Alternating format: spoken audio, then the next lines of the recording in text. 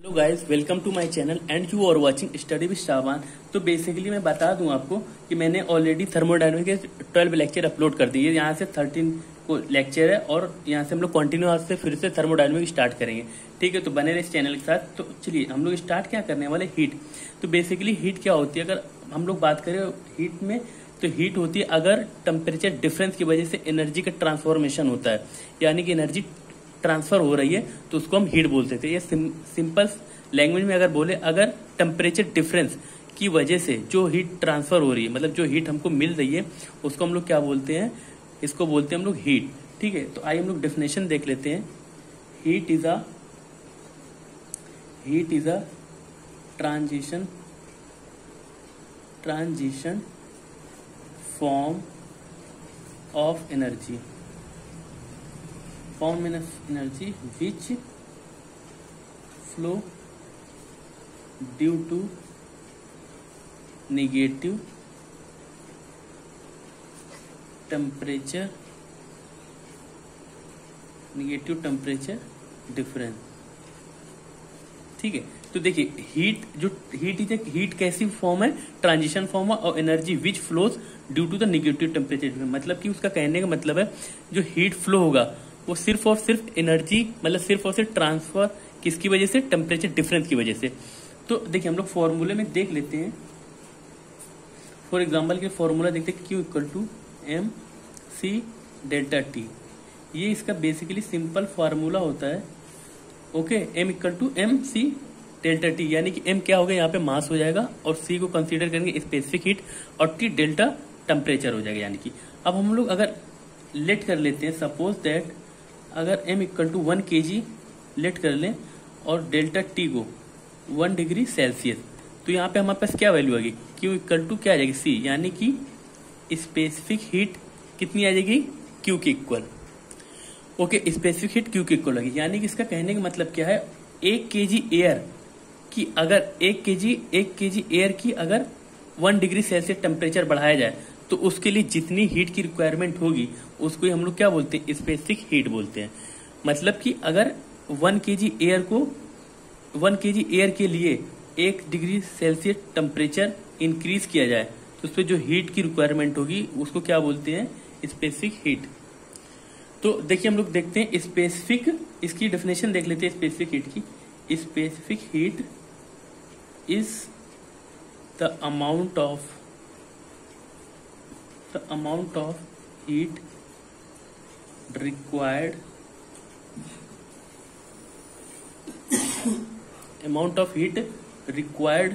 to increase the temperature of 1 kg of air through 1 degree Celsius. मतलब उसका कहने का सीधा सिंपल है कि अगर 1 kg एयर, यानी कि 1 kg एयर की अगर 1 डिग्री सेल्सियस टेम्परेचर तक बढ़ाते हैं, तो उसके लिए जो हीट की रिक्वायरमेंट होगी उसको ही क्या बोलते हैं हम लोग, स्पेसिफिक हीट होते हैं। ये तो सिंपल फॉर्म में आपको आई थिंक समझ में आ गया होगा। अब हम लोग देखते हैं साइन कन्वेंशनल। ठीक है, साइन कन्वेंशन, जैसे कि हम लोगों ने वर्क डन में साइन कन्वेंशनल देखे थे, सपोज इसमें भी सिमिलर वे में इसमें भी हम लोग साइन कन्वेंशनल देखते हैं। तो इसमें साइन कन्वेंशन अगर सपोज देखिए, साइन कन्वेंशनल की सबसे पहले हमको एक सिस्टम कंसीडर करना पड़ेगा। ये सिस्टम है, सपोज दैट। ओके, अगर हम लोग बात करें, जैसे हम लोग वर्क डन की बात करते हैं, तो वर्क डन में हमने क्या किया था, ऑन द सिस्टम, यानी कि ऑन द सिस्टम हमने क्या कंसीडर किया था, नेगेटिव साइन। ठीक है, ये हम वर्क की बात कर रहे हैं। और अगर ऑन द सिस्टम नेगेटिव लिया था और अगर सिस्टम पे वर्क कर रहे थे तो उसमें क्या पॉजिटिव कंसीडर कर जाता। ठीक है, अगर बट ये तो वर्क डन की बात हो गई। अगर हम बात करें हीट की, तो इसमें साइन कौन से जस्ट अपोजिट कहता होता है वर्क डन के। और अगर हम लोग बात करें हीट में, तो हीट में जो साइन कन्वेंशनल होता है वो वर्क डन के जस्ट अपोजिट होता है। देखिए कैसे, सपोज दैट एक सिस्टम है। ठीक, अब सिस्टम क्या होता है, प्रीवियस वीडियो में जाके आप देख ली सिस्टम क्या होता है, आपको पता चल जाएगा। ओके, तो सिस्टम में अगर हमने हीट दी, सपोज हमने किसी सिस्टम में हीट दी, तो उसको कैसा साइन कन्वेंशन करेंगे, इसको हम लोग पॉजिटिव टेकन करते हैं। इन द सेंस अगर सेम वे में सिस्टम है और सिस्टम से हीट रिजेक्ट हो गई, हीट रिजेक्ट हो गई, तो इसको हम कैसे कंसीडर करें, निगेटिव। यानी कि अगर हम इसको सिंपल वे में कह सकते हैं, अगर हीट प्रोवाइड कर रहे सिस्टम को तो हम लोग पॉजिटिव कंसीडर करेंगे, अगर हीट रिजेक्ट कर रहे सिस्टम से तो इसको निगेटिव हम लोग कंसीडर कर देंगे। अब एक बहुत ही इंपॉर्टेंट पॉइंट होता है इसमें हीट में, आइए देखते हैं स्पेसिफिक हीट। पहले स्पेसिफिक हीट ऑफ गैसेस, देखिए आपने 12th या 11th 12th में भी आपने पढ़ा होगा Cp is greater than Cv। Basically ये क्यों होता है, आइए हम लोग देखते हैं। Cp is greater than Cv क्यों होता है, देखिए बिकॉज ऑफ देखिए heat at constant pressure is greater then heat at constant volume. Okay ठीक है, इसको हम लोग अगर सिंप्लीफाई करें, हीट क्या होता है, mc एट कांस्टेंट प्रेशर पे delta T is greater then m delta and specific heat at constant volume और डेल्टा टी। तो m कैंसिल होगा, डेल्टा टी टेम्परेचर भी कैंसिल होगा, तो वहां पर क्या कंसीडर बचा, Cp is greater than Cv। ये तो एक फॉर्म हो गया। अब वो पूछ रहा है ऐसा क्यों होता है, देखिए इसका सिंपल सा रीजन होता है Cp is greater than Cv का। आपने देखा होगा कि अगर कांस्टेंट वॉल्यूम पे अगर वर्क डन फाइंड करते थे तो इसमें वर्क डन कितना आता था, 0। अगर हम कांस्टेंट प्रेशर पे वर्क डन फाइंड करते थे तो सपोज कुछ इंटरनल या एक्सटर्नल वर्क इंक्लूड करते थे। तो इसमें अगर इंक्लूडन की बात करें, इसमें क्या इंक्लूड करते हैं अपन, इसमें बात करते हैं इंटरनल एनर्जी और क्या कंसीडर करते हैं, एक्सटर्नल वर्क। ओके ये बात रही सीपी की। अब एक्सटर्नल वर्क तो देखिए सीपी में यदि यानी कि हम अगर बात करें कांस्टेंट प्रेशर पे अगर वर्क फाइंड करते हैं तो उसमें कुछ ना कुछ वर्क प्रोवाइड होगा। अगर हम सिमिलर वे में अगर कांस्टेंट वॉल्यूम की बात करें तो कांस्टेंट वॉल्यूम में वर्क क्या हो जाता था, W इक्वल टू क्या आता था, 0 आता था। तो इसमें हम क्या इंक्लूड करते हैं, इसमें इंटरनल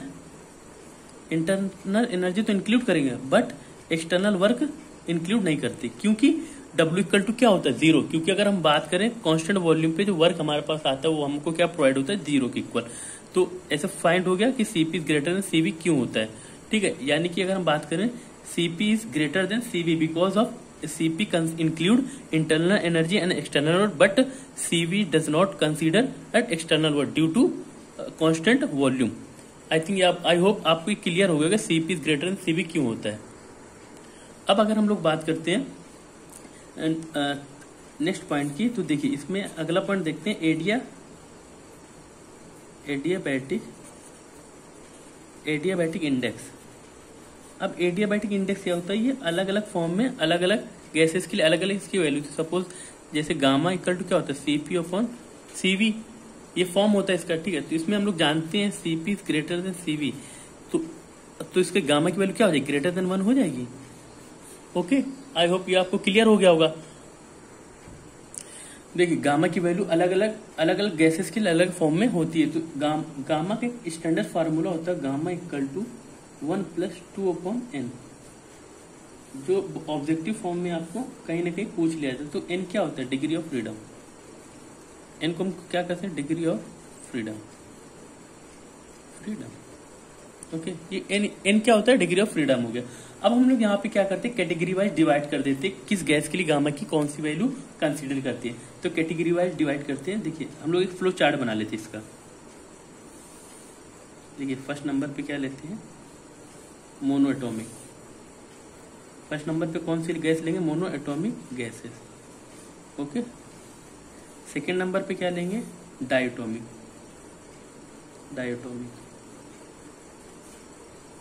थर्ड नंबर पे क्या लेंगे, ट्राइएटॉमिक। अब यहाँ पे कंसीडर करते हैं गामा और n की वैल्यू क्या क्या पुट कर सकते हैं।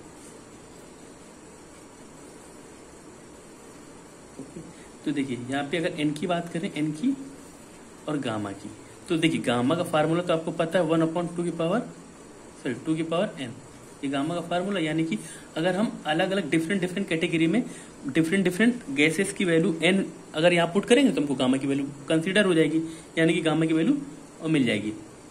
तो अब हम लोग देखिए बात करते हैं मोनोटॉमिक गैस कौन कौन सी। सबसे पहले हमको गैस पता होना चाहिए कौन कौन सी गैसेस मोनोटॉमिक होती। तो तो मोनोटॉमिक कौन सी होती?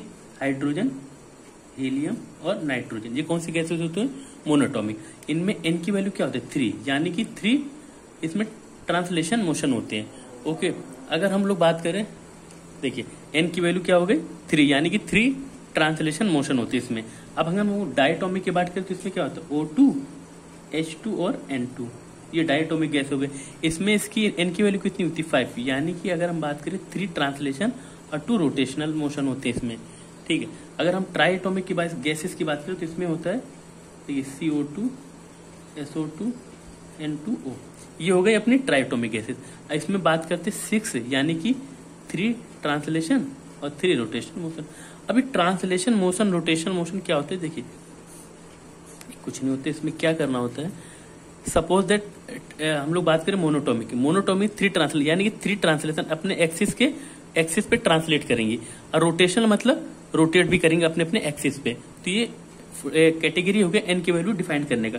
अब हम लोग एन की वैल्यू यहाँ पे रख के, इस फॉर्म पे रख के गामा की वैल्यू पुट कर लेते हैं। तो यानी कि इस पे गामा की वैल्यू कितनी आएगी? 1.67, और यहाँ पे गामा की वैल्यू कितनी है? 1.4, और इस पे गामा की वैल्यू 1.33।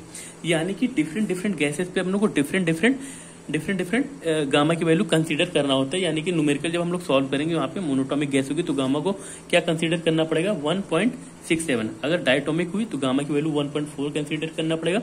अगर ट्राइटोमिक गैसेस हुई तो वहां पे गामा की वैल्यू 1.33 कंसीडर करना पड़ेगा। ये बहुत ही सिंपल फॉर्म होते हैं, इनको आप याद रखिए, क्योंकि न्यूमेरिकल करते समय आपको इसका बहुत ही यूजफुल होगा। अब अगर हम लोग बात करते हैं परफेक्ट आइडियल गैस की, परफेक्ट आइडियल गैस, देखिए ये हमने गैसेस की बात करते। अब हम लोग बात करते सीपी और सीवी की परफेक्ट आइडियल गैस के लिए क्या क्या वैल्यू होती है। तो हम लोग इसको जानते हैं, अगर परफेक्ट आइडियल गैस हुआ तो जो सीपी और सीवी और गामा की जो वैल्यूज है वो क्या करती? वेरी नहीं करती विद रिस्पेक्ट टू टेम्परेचर, यानी कि टेम्परेचर वेरी करने पे ही क्या होती? कांस्टेंट होती है। यानी कि सीपी, सीवी और गामा ये क्या होते हैं? अगर टेम्परेचर वेरी कर रहा है, टेम्परेचर वेरी कर रहा है तो एक टेम्परेचर के साथ क्या होती है? कांस्टेंट होती है। मतलब कहने का मतलब अगर टेम्परेचर कांस्टेंट हुआ तो सीपी और सीवी और गामा की वैल्यू क्या होगी? कांस्टेंट होगी। ठीक है, तो अगर हम लोग बात कर रहे हैं अब सेम वे में, अगर हम बात करते हैं रियल गैस के लिए, ठीक है, रियल गैस के लिए, अगर रियल गैस के लिए अगर हम बात करते किसकी? सीपी और सीवी की। तो रियल गैस में अगर टेम्परेचर वेरी कर रहा है विद रिस्पेक्ट टू टेम्परेचर की बात करें तो सीपी की जो वैल्यू होगी वो क्या होगी? इंक्रीज करेगी। ओके, सीवी की वैल्यू इंक्रीज करेगी, बट गामा की वैल्यू क्या होगी? डिक्रीज। ये किसके फॉर्म में होता है? ये होता है रियल में। टेम्परेचर वेरी करने पर क्या होती है आइडियल गैस? वो सीपी और सीवी इंक्रीज करेंगे और गामा डिक्रीज करेंगे। ये आइडियल गैस के लिए होगा। ये सिर्फ किसके लिए होगा? गैसेस के लिए होगा। अगर हम लोग बात करते हैं इसको हम लोग ऐसे बोले, सीपी इंक्रीज करेगा, सीवी भी इंक्रीज करेगा, और गामा की बात करें गामा डिक्रीज करेगा। ओके, तो देखिए हम लोग ने देख लिया कि सीपी और सीवी की वैल्यू और गामा की वैल्यू अगर रियल गैस के लिए क्या क्या होंगी। तो रियल गैस में टेम्परेचर के साथ वेरी करती है, मतलब टेम्परेचर के साथ सीपी की वैल्यू इंक्रीज होगी और सीवी की इंक्रीज होगी, बट गामा की वैल्यू डिक्रीज होगी। अब यहाँ पे एक एक्सेप्शन होता है क्या?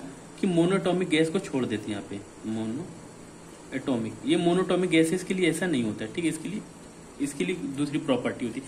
अब हमने गैसेस की बात की, अगर हम लोग लिक्विड की बात करें और सॉलिड की, तो पहले बताइए लिक्विड और सॉलिड कैसे होते हैं? इनकम्प्रेसिबल होते हैं। ये लिक्विड एंड सॉलिड इनकम्प्रेसिबल होते हैं। तो अगर हम लोग बात करें बोथ आर इनकम्प्रेसिबल, तो यानी कि अगर प्रेशर को इंक्रीज करेंगे तो वॉल्यूम में चेंज नहीं आएगा, यानी कि वॉल्यूम कांस्टेंट होगा। अगर वॉल्यूम कांस्टेंट हुआ तो Cp equal to Cv at constant volume, ये कांस्टेंट की इक्वल होगी।